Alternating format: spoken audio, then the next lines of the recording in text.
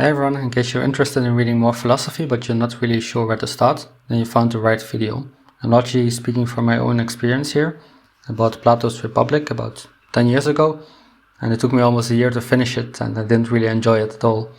And nowadays I can finish a book of Nietzsche, for example, in about a week. I can really understand what Nietzsche is talking about, and I can even make my own YouTube videos about the content of the book. So a few tips have helped me to do this, and I will be listing them in this video, and hopefully they will help you as well. So my first tip would be to start by reading books belonging to the genre of philosophical fiction. So philosophical fiction can be defined as a work of fiction with a strong philosophical connotation.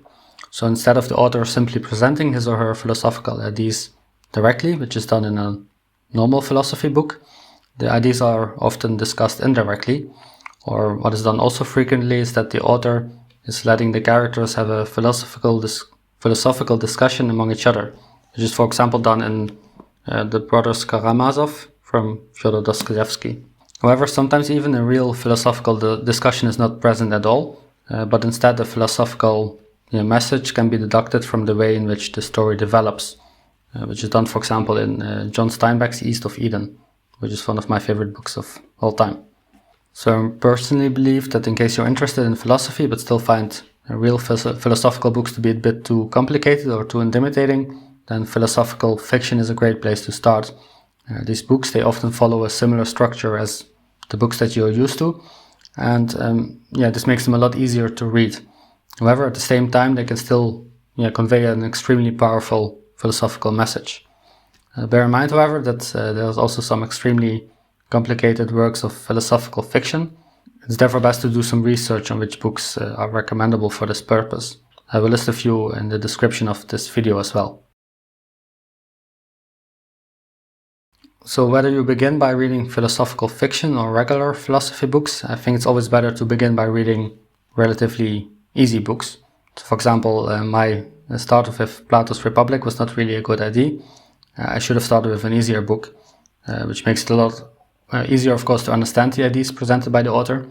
However, even more importantly, it will also make you enjoy the experience a lot more, making sure that you stay motivated. So previously I've made a video of the top 10 best philosophy books for beginners. I'll make sure that the video pops up somewhere on your screen right now. Personally, after struggling a lot with The Republic by Plato, I started with this book, Crime and Punishment by Fyodor Dostoevsky, which I think was great because it's a relatively easy story, but most importantly it's a really interesting story, making sure that you can actually enjoy and finish the book. So this relates to my third tip. So if you have found a book which is suitable to your own level of expertise, it is still important to carefully monitor whether you're actually enjoying the book that you're reading. If this is not the case, then it's of course not a problem to stop reading the book and find a different book, even if a lot of people say that it is one of the best books ever written. In case you continue to read, even though you dislike the book, you might find that you lose motivation. And moreover, if you dislike the book, it will also be a lot harder to actually remember what the author is talking about at all. Personally, I've often made this mistake, which I illustrated in the beginning with Plato's Republic, and I simply continued to read even though I did not enjoy the book. And in fact, this was just a waste of time. So while reading a book on philosophy, it can also be worthwhile to, at any point during your reading, take a break and use the interpretation of others to enrich your own understanding of the ideas presented by the philosopher. For this purpose, there of course exist an unlimited amount of resources, including my own YouTube channel, for example. However, it is important to make sure that you do not take the interpretation of somebody else for granted, not even my own, because the ideas can be interpreted in many ways and there's often no right or wrong interpretation.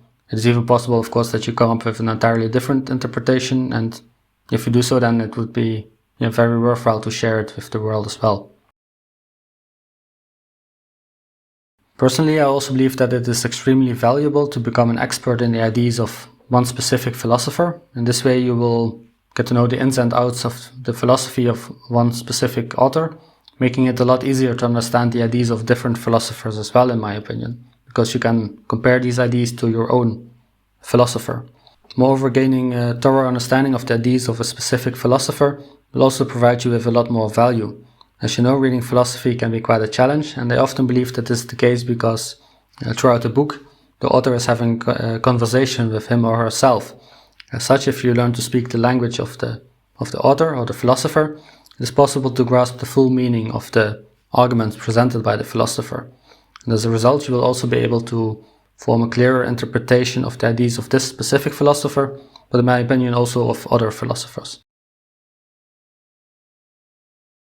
So I've saved one of the most important tips for reading philosophy for last, which is try to take notes. So this has been a game changer for me personally. In the beginning I did not take any notes at all, and I noticed that often after finishing a book, after a few weeks, I could not really remember what the book was all about at all. Taking notes will not only already on its own help you to memorize what the author is writing, but will also give you the opportunity to always revisit some of the things that you found interesting. So you can find your own system for this. There's of course no right or wrong system. So personally I like to underline the sentences which I find interesting and then place a small sticky note on each page which I've marked something. In the end, I even used this YouTube channel to present my own interpretations of the ideas which I've read, making me remember the ideas even better. And naturally, you do not have to make any YouTube videos, of course. However, I found that this is a great way to stay motivated, to continue reading and to memorize the ideas better. So thank you very much for watching this video. I really hope that these tips will help you in some way. Please let me know if you have any comments or suggestions, and if you're really interested in philosophy, then please also consider subscribing to this YouTube channel. So thank you and have a nice day.